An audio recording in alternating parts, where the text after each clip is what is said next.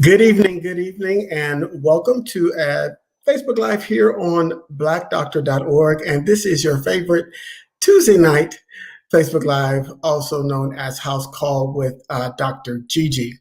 Um, Tonight's show, the tough thing, Dr. Gigi, is COVID has dominated the conversation across the entire healthcare industry. That we tend, and being part of the general population, we have a tendency to be a bit myopic when it comes to health conditions. And so we've been so focused on COVID that we've kind of lost sight on some of the other conditions that are affecting the world, but specifically people of African descent. And so what we wanted to do tonight is take an opportunity, take some time to talk about one of those conditions and the condition that we thought might be this type of pandemic at one point in time. And that's 40 years ago. And we're talking about, of course, HIV.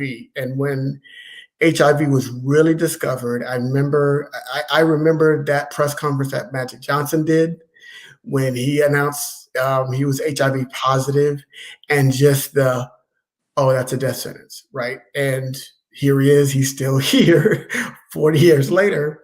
So a lot has happened in AIDS research and treatment over these past 40 years. And some of that research has really lent itself to the development of the COVID vaccines. We're going to talk about that a little bit tonight. So if you're watching us, before we begin, if you're watching us, give us a shout in the comment section. Let us know where you're watching from, because we'd like to know where people are watching us from. If you have any questions, please make sure you drop them in the comment section, and we'll ask Dr. Gigi.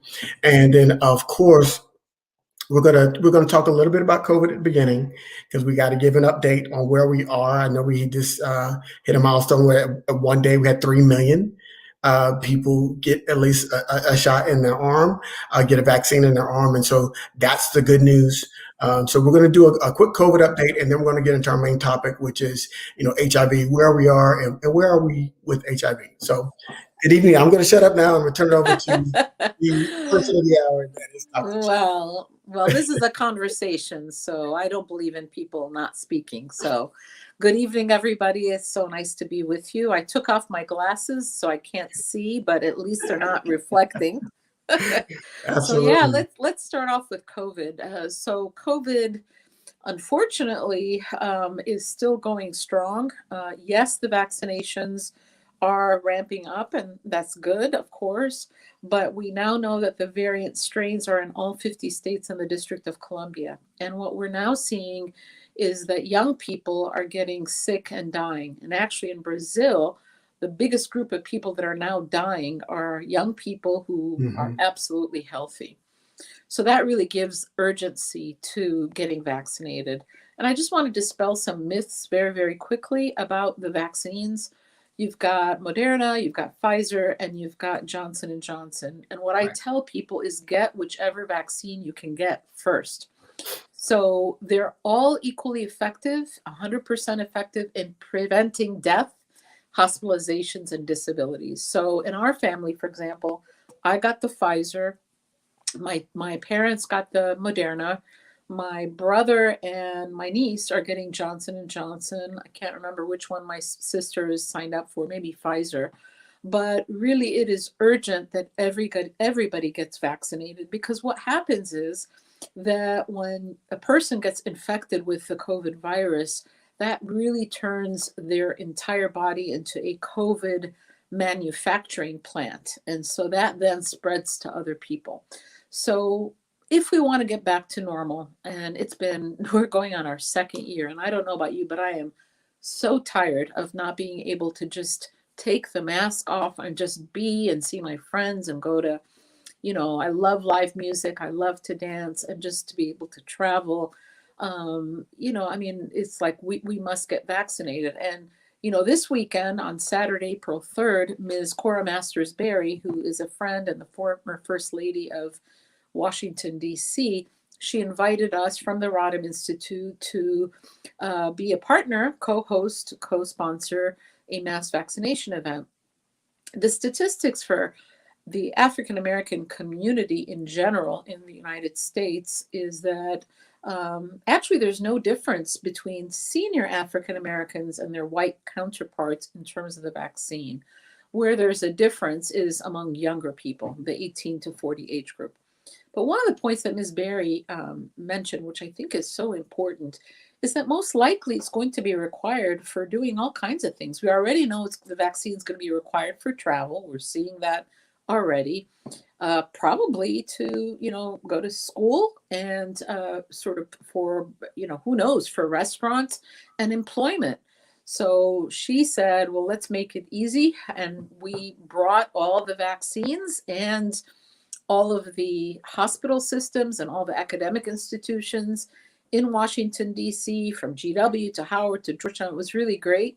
And we brought food. We got people free Uber rides. We had childcare. We had mental health and health literacy and just a lot of other health initiatives so that people could get re-engaged in care. And actually, one of the booths was Whitman Walker Health, which actually they started off back in the 80s to take care of initially gay men. And then their specialty was HIV and LGBTQ plus care. And actually now, believe it or not, over 50% of the people they serve are not even HIV positive, which is to me a miracle. So, yeah, there's still a lot going on with COVID. I'm on the steering committee of Black Coalition Against COVID. So any of the audience members that want to know more about BCAC, please visit our website, which is blackcoalitionagainstcovid.org. And I believe it's also under BDO. So I know that there is a place on the BDO platform where people can just click and go right to. I have it scrolling now on the bottom. Yes, it is on the BDO site. It's scrolling along the bottom of the screen. Thank you. So yeah, absolutely. We enjoy that partnership, and we're going to continue it on until we get beyond this COVID. So you brought up some interesting points. I read an article earlier today. They're up to 5 colleges that are requiring vaccination before students can return in the fall. And so when we're thinking about that. The largest school that was on that list was Rutgers University in New Jersey, and there has been some rumors that Notre Dame might be requiring that as well. And so, when we're talking about the vaccine, again, our position has been it is still your personal decision. We just want to give you the information and the education about the vaccine and about the virus and how it can attack the body, but it's still your personal decision. But I think those decisions it's going to be harder and harder to make a no decision because of what's happening around the country in terms of private entities and businesses making that decision that says, hey, if you want a job, show your vaccine. If you want to fly, show your vaccine. Right. And that's difficult. And it's going to be harder and harder to move around. Well, and just think about it. I mean, for anybody that goes to college, they've got to get vaccinated. They've got to show their record. People that go to school, most jobs, as a doctor, I'm always filling out forms for people to say that they've been tested for TB and that all of their immunizations are up to date. Same with travel. So, it's sad to me that this issue has become politicized largely because of the previous administration, because it is a public health threat. But, sort of segueing into our topic about HIV tonight, that was really politicized. So I'm looking forward to talking about that some more. Well, yeah, when we talk about our main topic, and I know when we were emailing about this, you mentioned that you had done some research with HIV, so you're very, very familiar with this topic. So let's kind of talk about your experience in terms of working with HIV, so we can kind of give our audience some understanding as to. Of course. So. Well, when we first heard about this disease, first of all, it wasn't called HIV. I was a first-year medical student at University of Michigan in 1981. And I remember they said that there is this disease that they're seeing and they called it, there are different names for it. It was the gay bowel disease, and Mhm. they couldn't figure it out. All I remember was hearing that there were people in the hospital who had it. And I remember it was like, people getting dressed for like Ebola. It was like that. Right. Everybody was dressed. The students, they wouldn't let us come through. And then, of course, they started teaching us that the people who are at risk are part of the 4-H club. Okay. And just to show you how the tradition of medical apartheid and racism is really embedded in the medical system, they called it the 4-H club. The people who got HIV, they said, we didn't even know that it was HIV. Okay. Right. We just knew that it was some kind of immune deficiency problem. So Haitians, heroin addicts, homosexuals, and hemophiliacs. That's what they called the 4-H club. So, and actually, there was a medical student in my class, and now that I think about it, he died of AIDS. He had, Mm. I remember he was a lovely, lovely guy. He's from Detroit. He was gay. And I remember him saying that he just had diarrhea that couldn't stop. And then the next thing you know, he's not in our class anymore. He passed. Wow. So when I arrived to Washington, D.C. to start my residency in 1985, that's really when we knew that it was HIV, and the numbers were just unbelievable. And just to give you a sense of how many people were in the hospital that I work in now, GW, is only 300 beds. It was 600 beds at the time.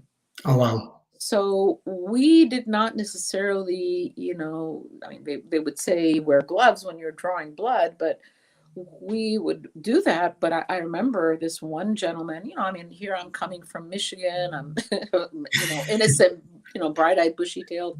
I Right. remember being called to somebody's room at like 3 a.m, this poor man, and he needed an IV. And so he started crying. I'm like, what's wrong? He goes, are you going to start an IV on me? I said, yeah. Is that okay? He said, I'm dying of AIDS. You're going to touch me. Is that all right? I said, of course it's okay. Wow. And just to give you context, Yeah. that people would not touch other people with HIV. They would not give food to them. They would leave the food tray outside of their room. Wow. They would, I remember this one guy, poor thing, he was transferred from another hospital. He had a slap mark on him. There were doctors and dentists that refused to take care of people with HIV. And there were family members that just, this was a very common story. People just cut them off. And to this day, Mr. Ellis, there are so many people's names in my head that I had to hold their hand when they were dying, because their family, it was just me and that person dying. Because remember, that was a 1 year, 100% death sentence. Yes. Everybody who had it died. And it was so bad because you could walk down the street in DC and you knew who had HIV, because the hair would get really, Yeah. really thin. You would see Kaposi sarcoma, which is one of the cancers that are associated with it. Right. You saw something called PML, which is like an infection that causes the brain to be like Swiss cheese. So these young people were really having dementia. Right. But it's very interesting because in DC, it was the people that we were taking care of were mostly gay men. I mean, there were some people of different, ethnic backgrounds, but mostly gay men who were actually very effective at organizing. Mm. Because in DC, there's a lot of gay white men who actually have a lot of income, right? Right. And so they started to organize. And actually, Dr. Fauci, this is why, physicians have such respect for Dr. Fauci. So Reagan, just like the previous recent administration, basically said, well, essentially, who cares? Because look who's getting infected. Right. And, this was not putting any money to it, did not consider it a problem, all that. And Dr. Fauci, he was a researcher. He started off actually as an immunologist, and he actually wrote the kind of Bible that we use in internal medicine, the text that we use. Right. And there are a lot of people in the activist, mostly gay activist community at the time, that really said to Fauci, look, you need to listen to us. You need to whatever. And to his credit, he said, yeah, I do. I need to find out from you what the real story is. So one of the great things about Dr. Fauci is that he was kind of a nerdy researcher doctor. And he got educated, had an open enough mind to say, I need to listen to these community activists, and became a champion and worked with them and listened to what they had to say. And of course, it was so bad that, I was asked to change the cause of death on death certificates, which of course I didn't do. I remember telling one guy that he had HIV, and, you'd have to really be careful. This guy just, really had a hard time. I remember, not me, but one of the people jumped off the Memorial Bridge after he was told that he had HIV. Another one jumped off the USA Today building. I mean, this was that dramatic. And then there were a lot of people that were bisexual that didn't tell, their heterosexual partners, because they were having, same-sex relationships. And so then we started to see a wave of women and that were infected. And actually, one of the most horrible jobs that I had was they would have us do the physicals for people that were trying to get visas to come into the United States. Mm-hmm. And they used to require everybody to get an HIV test. So here you have, and it was mostly West African women. I'm meeting them for the first time, and I have to tell them that they're HIV positive. It was just horrendous. And it was a death sentence at that time, death sentence. And then, of course, the researcher, scientists, discovered medication, one medication, AZT. It had all kinds of side effects, but it did allow people to live longer. We then began to learn how to treat the infections. And then pretty soon there were 3 drugs, pretty horrible side effects as well. We had to have to transfuse people because the drugs caused really bad anemia. They caused people to have problems with their nerves, all kinds of stuff. But then it was very interesting from a socio-cultural, political standpoint. So for those people that are old enough to remember Elizabeth Taylor, who was a famous actress, one of her dear friends was Rock Hudson. Rock Hudson we now know, was a gay actor, but he was like an American heartthrob. He was seen as like, he was very handsome, but sort of the prototype of a heterosexual male. Suave, debonair, the whole nine. The whole thing. And he is. I mean, you watch his movies, you watch an old movie with him, you will see why. I mean, the guy's very handsome. And he had AIDS, and she actually stood with him. And actually, what Elizabeth Taylor did is she helped to give a human face to HIV, because she was friends with the Reagans. So she invited Rock Hudson, and she started doing fundraising for HIV. And then in the Black community, somebody I think really helped was, to your point, Magic Johnson. So Magic Johnson, just to give you a little sidebar, is from from Lansing, Michigan. He went to Michigan State. Yes, he did. His roommates was Andy Wells. He went to my high school.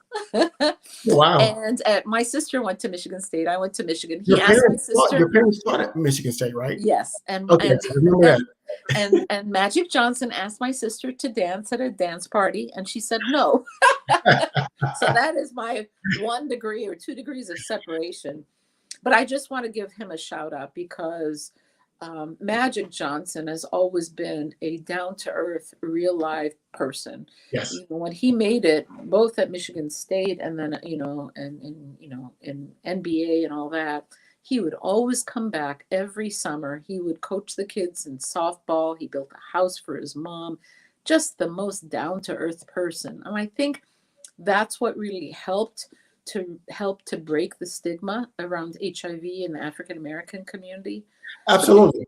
I think especially as a Black man, exactly, that we all had, at least we knew one of those H's, right? right? So, and so if we just felt like if we weren't homosexual, we weren't going to get it. And Right, we didn't talk about it. And then Magic got it. right, And it became real because, if Magic was the epitome of maleness, right? right, This right, kind of larger than life, right. very gregarious, athletic man Well, that, the stereotype of a heterosexual man, right? yes, the stereotypical hetero, and, Right, and as a professional athlete, which even made it right, its own, steroids, right? right. It's Exactly, as an exactly. athlete in LA, and so you go, wow, he got it, and I remember that it was like if you have a big vehicle, it stops, and it was changing direction, right? And Yep. you saw that momentum going in one direction, and when Magic gave his press conference, you could feel that momentum stop. The air got sucked out of the room for a minute, and then the perception started to change. Yes. Um, I remember, one of my first, when I was in graduate school as a counselor, they make you do internships, right? You got to learn how to be a counselor, and you talk about it. And one of my first patients was a student at the university. He was an older student in his 50s. Um, and he came for counseling because he was gay, and HIV positive, and was contemplating dating again. He hadn't dated in almost 10 years since he contracted the disease, but he was taking his meds, he was living right, he was feeling good, and he was contemplating dating again. But he was struggling with, should I tell my partner? How do I deal with this? Blah, blah, blah. And so we had some really good sessions with regards to him coming to grips with being HIV positive, but it not no longer being a death sentence, because this was the early Oh, early 2000s. And so right, he's like, I'm living with HIV, but now I've got to figure out how to live wholly and completely with HIV, not right. independently. And so that was some good news, because you think about Magic. I think he announced in 1991. If my I think later than that, but you know what? You'll correct me if I'm wrong. But you'll tell me. I don't remember, but You'll tell us it, if you're watching us, and just do a quick Google search and let yeah, us let us know when he Magic, was diagnosed. Yeah, that's a good Magic question. diagnosed, so we can have that. Yeah, Right. yeah. But you're talking about now, 10, just 10 plus years later, and people are living with it. And so Well, that look, is this is the thing. What sometimes uh, the public doesn't understand about why is it that we need to fund research, even research that might not even seem related to a specific disease, because everything is actually related. And when you put money in research, now HIV, that was a 1 year death sentence, if you take your medications, you live as long as everybody else. I mean, to me, to see that in my lifetime is a miracle. I mean, I'm talking 100% of people who had HIV died. And now, if you have it and you take your medicine, you can live like just like everybody else for as long as everybody else, which is a really, really, really, really big deal, considering all the people that I had to pronounce dead, and all the people that were cut down, at a lot of them very, very young, in their yeah, 20s and 30s. But you made a point about gay and so forth. What I learned, because when I came from East Lansing, Michigan, I mean, it was different than it is now. People didn't talk about their sexuality. People didn't right, talk about mental health and all that. So when I came to DC, it's like I had to get educated very, very quickly right, about gay subculture, which I did. I asked my patients. I didn't know about bathhouses. I didn't appreciate, that was a big thing. That was actually how HIV spread through the gay community. I right, didn't know about anonymous sex. There are a lot down low, all of these terms. I learned about dental dams, right, if you're going to have oral sex, they come in all kinds of flavors, strawberry, mints. These are the things that you have to oh, do and learn when you're a doctor. And my patients were very generous.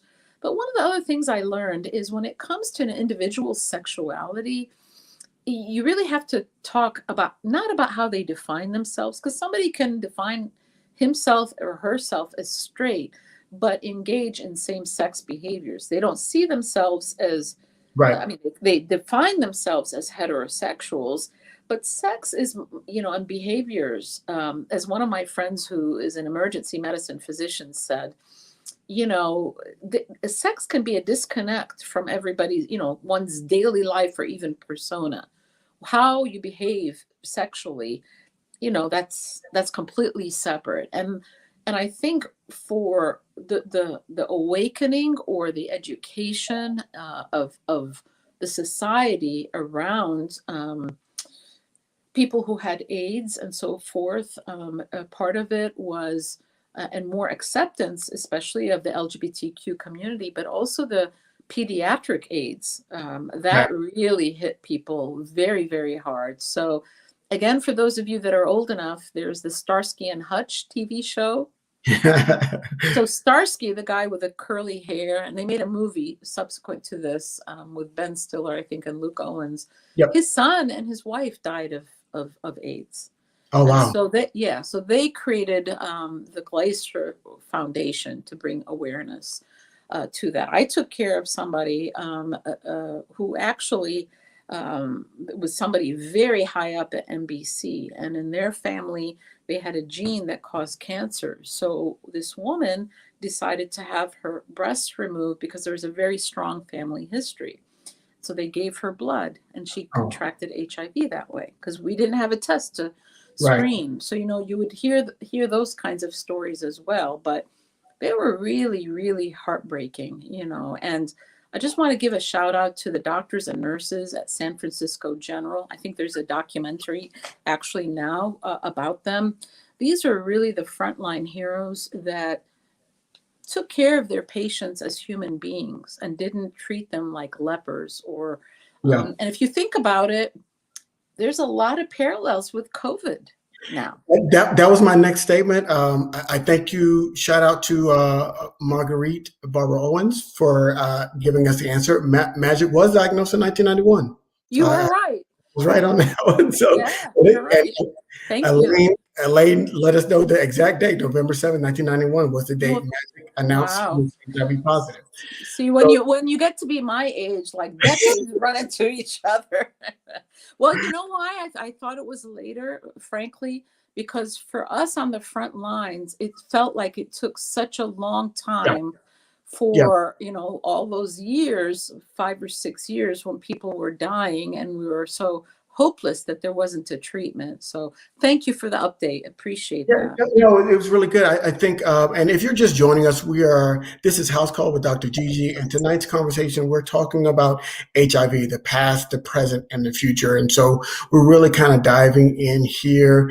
And you're making an interesting point, because I was thinking about that when we were talking. It's like the parallels between HIV and COVID. And there are some distinctions in terms of how you get it. And so that's what's made COVID bigger. But at the time, HIV was a scare, right? It was a look at how many million. Look at how many millions of people have been killed. And the parallel that I would make, of course, COVID is not 100% deadly, thank God. But initially, HIV was the 4-H club. Initially, we were hearing who's dying of COVID, elderly. And so you had these, I don't even want to call them human beings, but Congress people saying, well, if you've lived to 70, that should be good enough. Wow. Then a third of people are people of color. Well, then, that's not going to matter, right, to the past administration. Right. And then you had people with pre-existing conditions. So it was like you were somehow responsible. And that was the same thing for HIV. Right. You're a heroin addict, well, that's your fault. You're gay, well, that's your fault, quote unquote, because at that time there was a lot of stigma. You are a hemophiliac, well, that's why they felt bad for kids, right? Right. And then you're Haitian, well, they would, it was horrible how they, if you want to learn some horrible history of that period of time and how the Haitian people were treated by the American government, read about how they were treated during AIDS. And it was a pandemic too. mean, millions and millions of people died all over the world. Yes. So yeah, And so and pandemics like this one that we're going through now, and HIV really point to healthcare disparities, not only inside the United States but around the world. And one of the things Marguerite is asking a really great question. She's talking about part of the future must include PrEP. How can we increase the uptake in African Americans? And so we'll get that question answered for you, Marguerite. Thank you for asking it.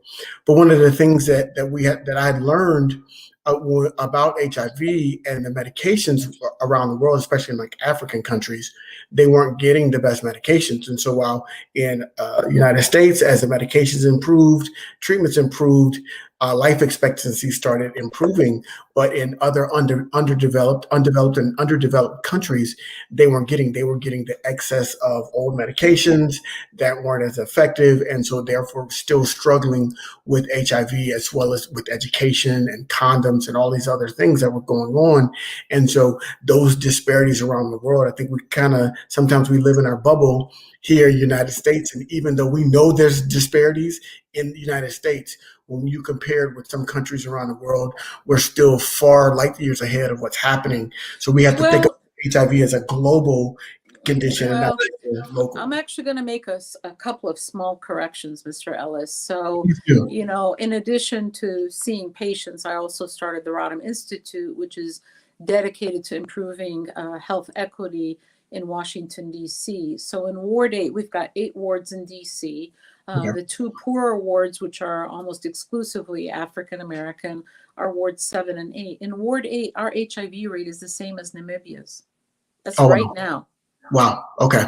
So the disparities within the United States, and the infant mortality in Ward 8 is the same as El Salvador and Cambodia.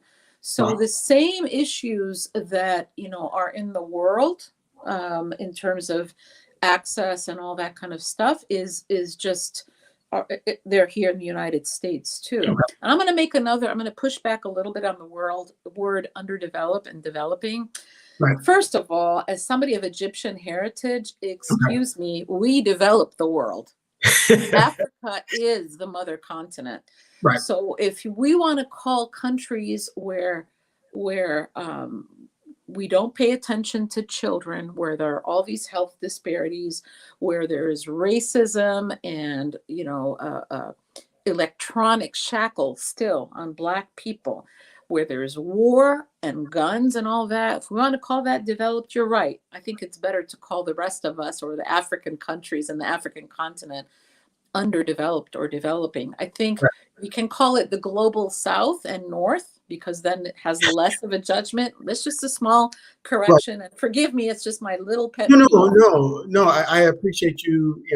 That's the nature of our relationship. If we can't be honest with each other, and Yeah, well, because I think it also illustrates the fact that, I mean, you'll correct me one time too, because I will use language that's societal language, and if you stop and think about it, it's like, yeah, we are a product of our society too. But going back to the point about the question about PrEP and PEP. So right. what is PrEP? What is PEP?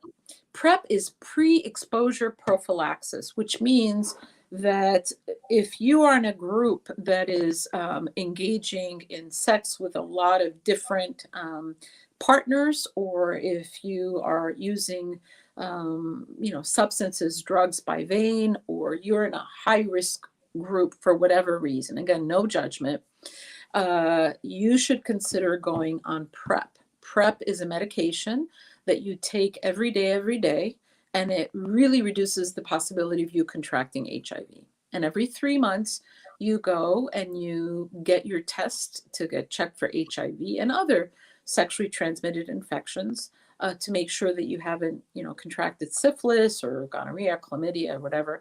So that's pre-exposure prophylaxis. So you're about to have, let's say, sex with somebody who you don't know what their HIV status is. And you take this medicine every day so that it's in your system, because sometimes people don't know that they're going to have sex at 6 p.m. on such and such a day. Sex is usually spontaneous for most people. So that's something that you take every day. PEP is post-exposure prophylaxis. So you get frisky with somebody, male or female, you don't know what their HIV status is, or they tell you after you've had sex, oh, by the way, I'm HIV positive. Well, PEP is after. Post-exposure prophylaxis means after your exposure, you get medicine. It's medication, and you call you go into a walk-in clinic. You call your doctor if it's the weekend, whatever you need to do, because it's within a 72-hour window that you take the medication to prevent you from getting HIV. Now, the good news is if the person, let's say there's a couple and one of them has HIV and the other one does not, and if the person who's HIV positive takes their medication and their viral load is undetectable, then the chance of them passing it to their partner is exceedingly low, which is very important to know. Because that was a way that a lot of couples, became positive. One person had it, they passed it along. That's also how a lot of families died, especially in the African American community. The man might have it, gives it to the wife, she didn't know about it, then the baby gets it. Right. So thankfully, the cocktail of medicines that are now available are so much better tolerated. But PrEP and PEP is something that people don't know about, and they tend to think about it for gay men only, which is it's for men and women. Remember, it's not about how you identify yourself only. It's based on what your behavior is. So if you have several sexual partners, you don't know what their HIV status is, then you should think about going on PrEP, right? Yes. That's something to consider. Or if you're using drugs by vein, that's something else. If you're sharing needles, right? Those are some of the things that put you at risk. Yeah, so Dana is asking, so how long, I'm going to ask this question, I think you mentioned it, but I want to make sure that we get it. For the PEP, how long after exposure do you have to take the medication? Right. What's the window? Right. It's within 72 hours. Think of it like the morning after pill. And the sooner you get it, the less likely that you will contract HIV. So the more you wait, then there's the chance of you having HIV actually goes up. So if you find out within a few hours that the person was HIV positive and didn't tell you, or a day or two, call. And then frankly, if you don't know, just call your clinician. And actually, what we really want to see is people being able to buy these things over the counter, right? Because we don't want people to be dependent of getting through to a doctor or to a nurse practitioner, to a PA. These are emergency things. So just like now Plan B is available to purchase over the counter for people who have, women who have sex and maybe didn't use a condom, or the condom broke or whatever, they can go and buy Plan B to reduce the chance of getting pregnant. Then we should really have the same thing for PEP. Yes. And so I'm going to just encourage anybody, if you're watching, please put your questions there and we'll get them asked to Dr. Gigi. We're talking about HIV, the past, the present, the future, right here on House Call with Dr. Gigi on blackdoctor.org. So we really, so we talked about the past and the beginning and how this has, morphed into now people are living with HIV. And we recognize that 4-H is a kind of antiquated thought pattern. Racist. It's racist. It's homophobic too. It's right? homophobic. It was racist. It was definitely, and then you throw the hemophiliacs in there and say, oh, they get caught up in the wash, right? So it's kind of like, it's not that anymore. And we have to change our mindset because we understand that bisexual women and men, they didn't just pop up. And so that was happening when we thought it was just homosexuals. Bisexuality was happening at that point in time. And so it was going to get into the heterosexual population. And that's why it's so important to talk about behaviors and not to describe the individual, right? So that's why we asked you. My question when I see new patients, do you have sex with men, women, or both? Right. So I'm not asking, how do you identify yourself? No, it's about your behavior. Absolutely. And so now we're saying, and we drew some parallels between HIV and COVID. So my question is, and this is how I have it framed in my mind. So if I'm wrong, please tell me that the virus itself doesn't kill you. It's the complications that come that you get as a result of having the virus in your system. Is that accurate? Well, I know that You're people dying have from made, HIV yeah. related complications or from COVID related complications, but you're not dying specifically from the virus. No, you are actually dying from the Okay. virus. I mean, I hear what you're saying, and yes. So let's take one at a time. So HIV. Okay. HIV does impact your immune system, Yeah. and HIV is actually a much, much more difficult, difficult virus to actually treat because HIV can hide in places. It has reservoirs where it used to be able to hide, and the new medications actually are able to suppress it. Doesn't cure it, but it's able to suppress it and keep it under control. Excuse me. But no, HIV can cause infections because your immune system is depressed. But Okay. HIV itself can actually infiltrate the kidneys, the heart, the lungs, the brain, the eyes. So the virus itself can cause it, the infection itself, but also it impacts your immune system. So then you can get, the pneumocystis pneumonia, you can get the PML of the brain that I was telling you about, you can get Kaposi's sarcoma, you can get a whole host. And because it's a constant inflammation that the body is in, it actually it was associated with higher rates of cancer.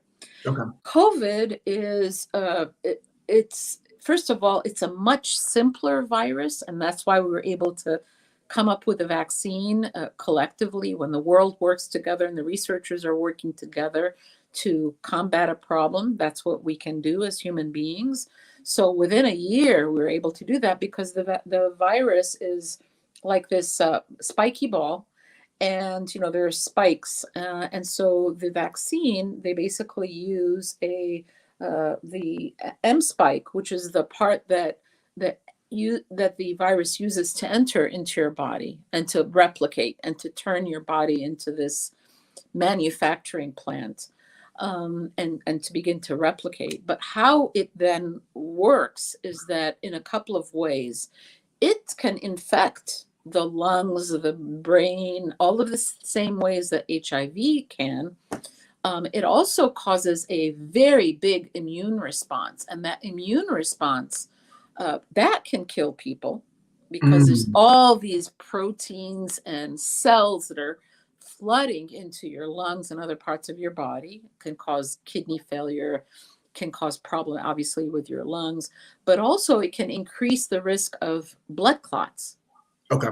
So when all that inflammation is going on, that's when you've heard people having heart attacks or strokes or clots in their lungs. Or unfortunately, one of my friends, his mom had to have her leg amputated and actually eventually died because of the inflammatory response increases the body's production of blood clots. Right. But as we've come to learn more about COVID, we now can do blood tests to say, uh-oh, the inflammatory markers are going up. These are people that need to be put on blood thinners. Gotcha. We Okay. now know that steroids help to calm down that inflammatory response, and that's something else that can be used. We know that there are those antibodies that can help to calm things down. And here's something that I don't think has gotten enough publicity. We've heard about these people that are people who've had COVID, the long hauler syndromes, right? Yes. Long haulers. So it turns out that people who have that and get vaccinated, a third of them will get better. Oh, with the wow. vaccine. Yeah. Very interesting. I don't think we know why. At least I don't know why. Maybe somebody can look it up and let me know. But my information, I don't know what the reason is. But that's very interesting. Right. Yeah. So I was talking to Dr. Keith Crawford. I don't know if you know him, but he's I think he works at the NIH, and he's researching on HIV, and he was talking about the trickiness of the HIV, the virus itself, and really saying how it's been difficult to develop a vaccine because this particular virus morphs very quickly and adapts very quickly. So it's hard to develop. It has been very hard for them to develop a vaccine that's effective against this virus because of how tricky the HIV virus is. Yep. And thankfully, the coronavirus hasn't been as tricky. But Well, not yet, but if we you know, continue, fingers crossed. knocking on wood here. But I think that's the importance for when we're talking about getting vaccinated. When people ask me, what I tell them is that we have to reduce the number of suitable manufacturing plants, as you in your terminology, for the virus to be able to replicate. Because the more it has, the more suitable hosts it has to replicate, the more chance you have to get that strain that's not going to be able, right, that the vaccine is not going to be effective against. So we've got to reduce the hosts so the virus can not have those. So that's how I do it in my layman's kind of simple yeah, term. I think that's exactly right. But it just shows you that you know, it's funny, not funny, haha, but just interesting or sad Right. that when I was younger and learning about viruses, I said, you know what? Viruses will long outlive us as human beings. Yes. And if you think about how much we're talking about in terms of the amount, probably it's been like a tablespoon, maybe a teaspoon of virus that's infected this whole world. That's how tiny these particles are. Right. Can you believe that? So It's something so small that we can't it's hard to wrap see. my mind around. It's very, very hard. That can really kill and disable and just wreak havoc with people's lives and, you know, economically, physically, mentally, and emotionally, in every way, educationally, in every way. So yeah, that is mind blowing. So I'm going to ask a question, and then we're going to get back to our HIV discussion. But we had a question from our YouTube viewer, and they wanted to know: is the information Dr. Fauci stated about teens being the problem accurate? Well, you know, if you look at where the virus is circulating and who is passing it along, it would be people who are not wearing masks. So you look at the groups, right? The more people get vaccinated, right now, the older people are getting vaccinated at very higher rates, right? It's the younger people. It's one thing if older people don't get vaccinated who are staying home, but the people who are most mobile and out and about, right, and are exposing, you know, if they have the virus and then they expose it to other people, and, you know, are not wearing their masks, then yes, that behavior of these younger folks, and you saw spring break, what they were doing, right? And I mean, I get it. I mean, I don't want to sound judgmental because, you know, I keep saying over and over again that some of the people who've really been impacted the hardest are young people. Yeah. I mean, and it's easier, you know, when I'm talking about this because you know what?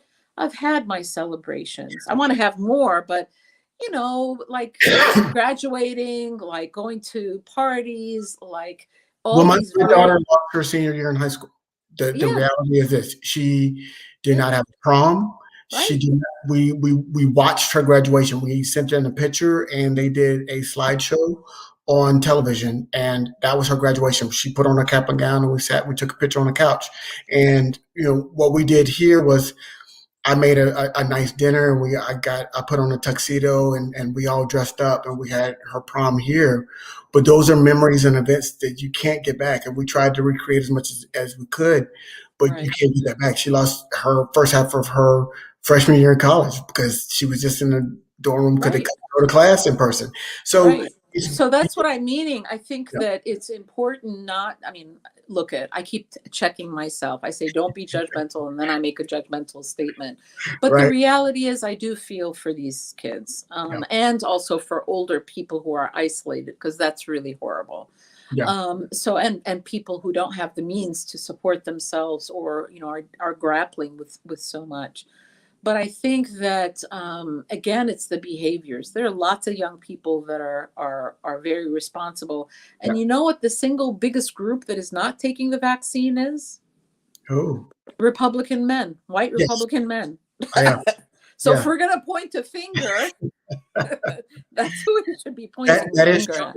I mean, and I've read articles to support that fact in multiple Yeah. publications, because they are holding on. A lot of them are holding on.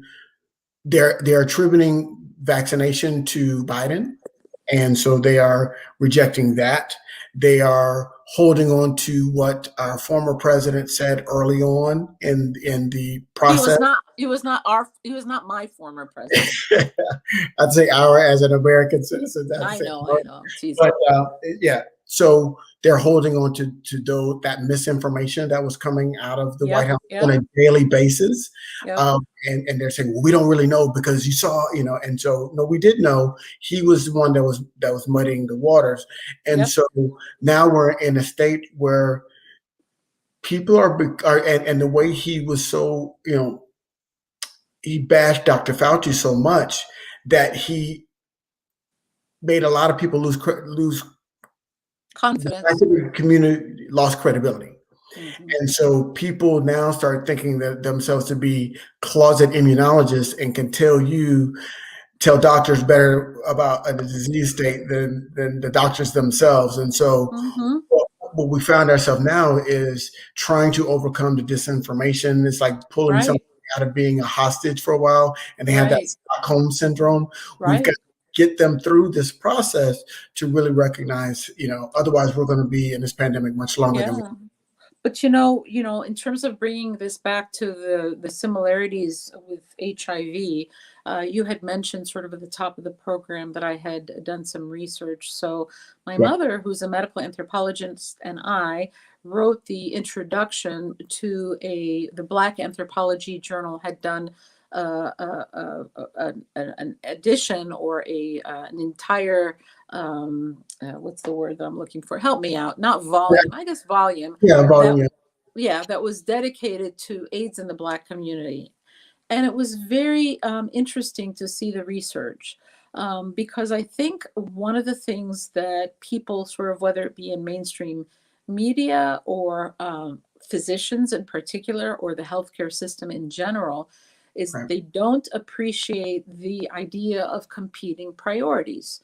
So Right. this one anthropologist worked and to see why it was that young Black males at the time were not really using condoms to prevent HIV.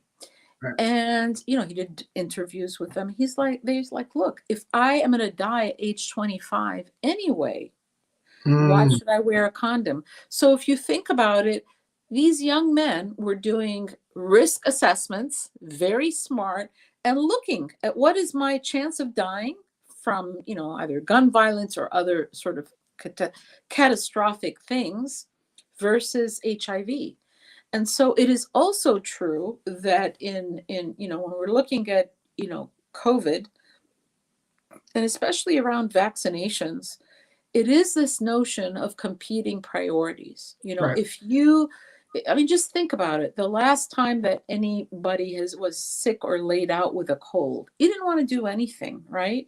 Right. Now imagine that you're in a space where you are living in a multi-generational household, where you're trying to make sure that food is on the table, where for you to get to a clinic site, it's 3 buses, Right. or that you're about to be evicted, like 60 million Americans are at risk for losing their, you're not going to think about the vaccine as high priority, because the Right. day in and day out realities of what you're doing, or if you're dealing with a health condition yourself or mental health issues.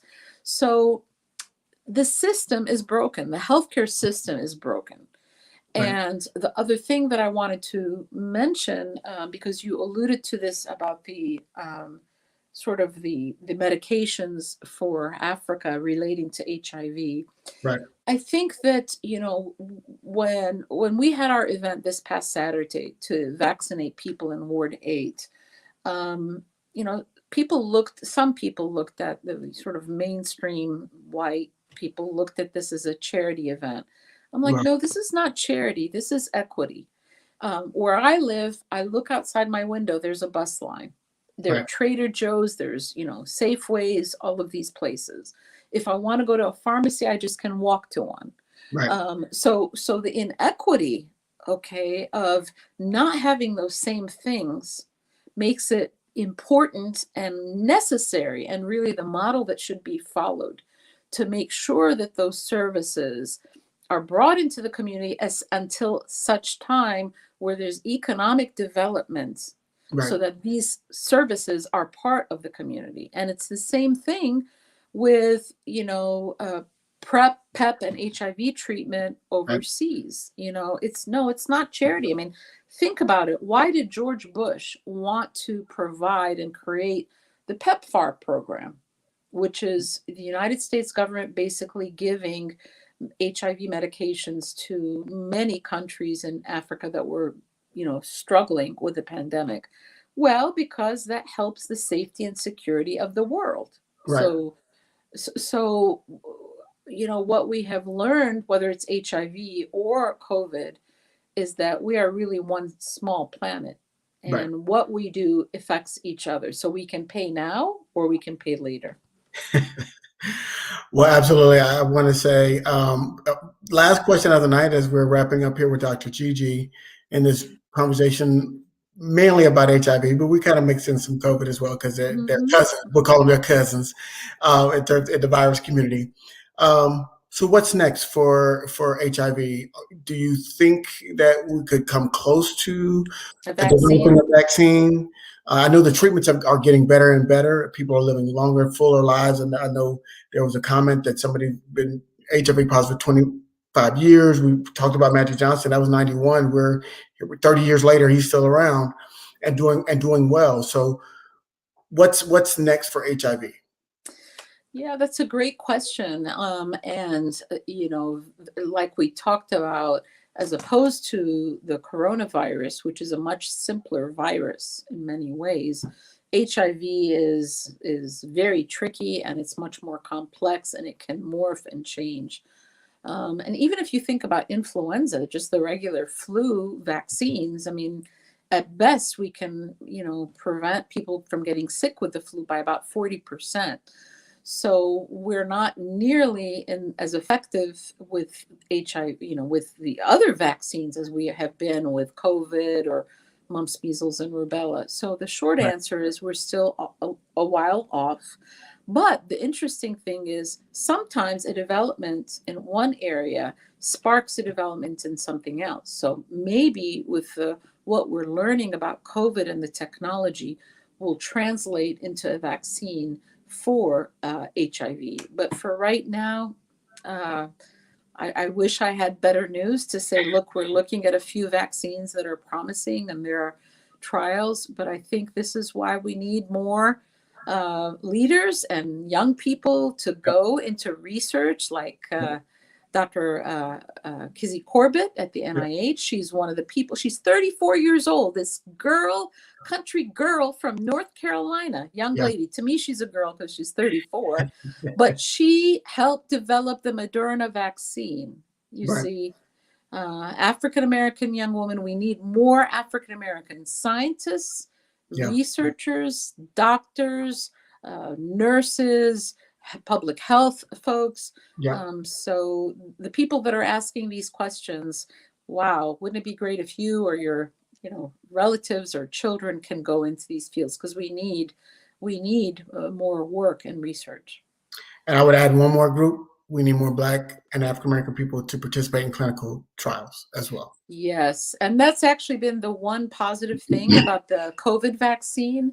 For Yes. the first time, we actually have had participation almost at the level of the actual population. Right. And part of that is because you had Black scientists and researchers and people in the pharmaceutical industry who insisted on that. You see, that's very important.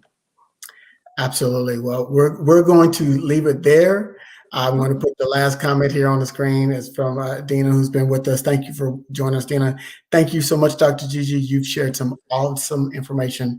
Education is key. So you're absolutely right, Dina, and we're going to let that be the last word. You just watched House Call with Dr. Gigi, and we'll be back in 2 weeks, and we're going to talk about. So if you have an idea or something that you would like to have to talk about, feel free to post it on our page or send an information to blackdoctor.org, and we'll get your topic discussed here on House Call with Dr. Gigi. But until then, we'll see you next time. Bye.